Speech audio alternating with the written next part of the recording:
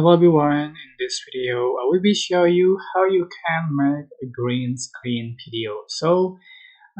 Prepare for the green screen background you can download on Google. So just drag here and select the video that you want to make as a green screen. Just move out as an overlay, and then just for the duration for the green screen. So select the overlay video and go to cutout. Sorry, no. Go to cutout and select auto cutout. So